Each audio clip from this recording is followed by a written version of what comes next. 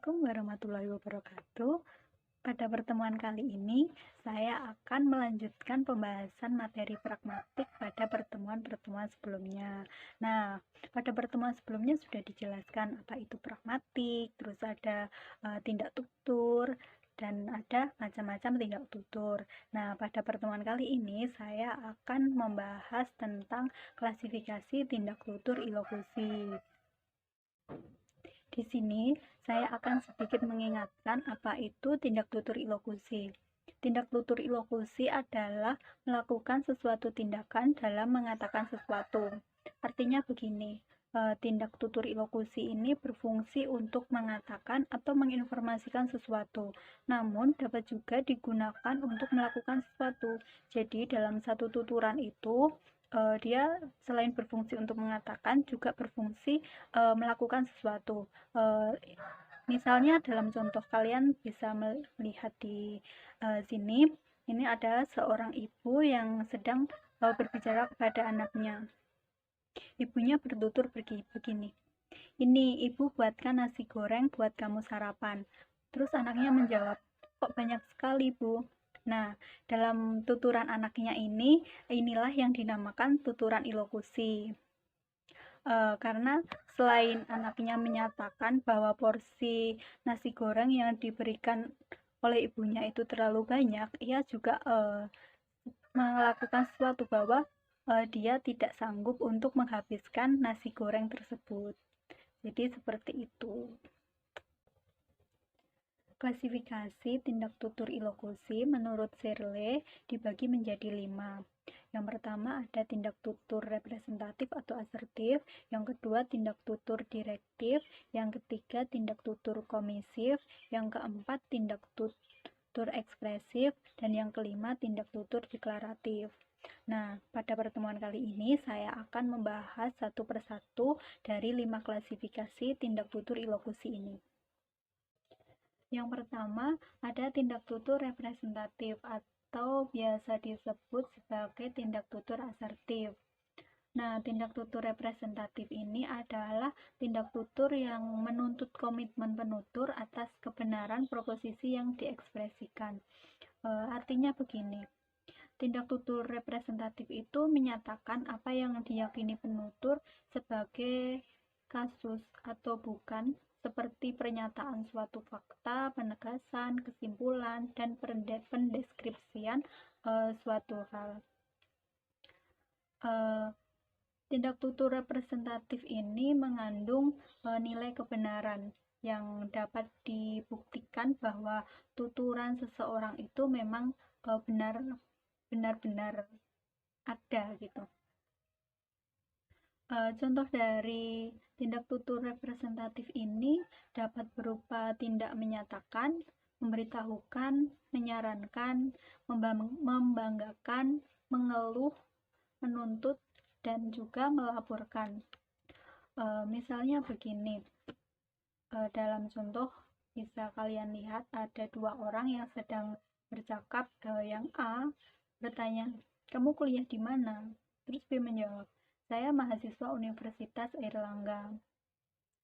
Nah, tuturan yang dilakukan oleh B ini termasuk dalam tindakan memberitahukan. B memberitahukan kepada A bahwa dia adalah mahasiswa Universitas Airlangga. Nah, tuturan B ini bisa dibuktikan kebenarannya bahwa B adalah mahasiswa Universitas Airlangga.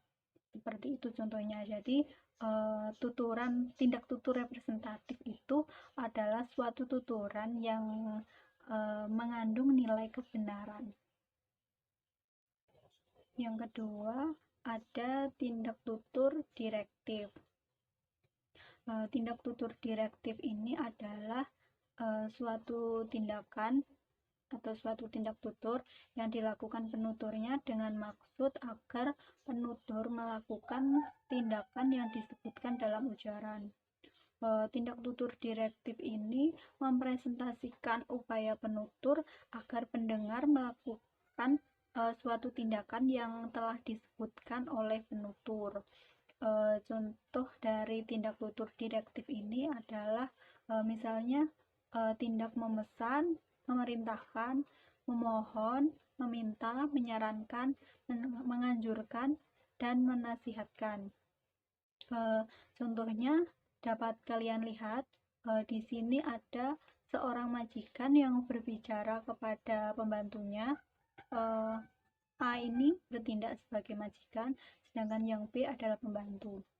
Yang A berkata begini, tolong nanti kamar tamu dibersihkan, saudara saya mau menginap nanti malam. Terus yang B menjawab, baik Bu. Nah, tuturan yang dilakukan oleh A ini termasuk dalam tindak memerintah. Jadi A ini memerintahkan, melakukan tuturan untuk memerintahkan B membersihkan kamar tamu karena akan ada saudara yang menginap. Nah, secara otomatis si B ini tidak hanya mendengarkan tuturan yang dilakukan oleh A, namun dia juga melakukan tindakan, yaitu membersihkan kamar tamu tersebut. Yang ketiga, tindak tutur komisif. Tindak tutur komisif adalah tindak tutur yang mengikat penuturnya untuk melakukan apa yang disebutkan dalam tuturannya. Tindak tutur komisif ini mengekspresikan niat atau maksud penutur untuk melakukan suatu tindakan pada waktu yang akan datang. Contohnya adalah tindak janji, ancaman, penolakan, ikrar, dan penawaran. Ini contohnya dapat kalian lihat di sini.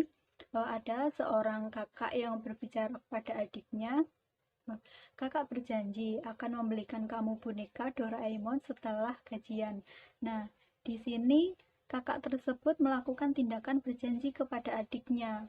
Nah, kakak ini terikat untuk melakukan apa yang dikemukakan pada suatu hari nanti setelah ia menerima gaji, yaitu membelikan boneka Doraemon kepada adiknya seperti apa yang dikatakan. Seperti itu.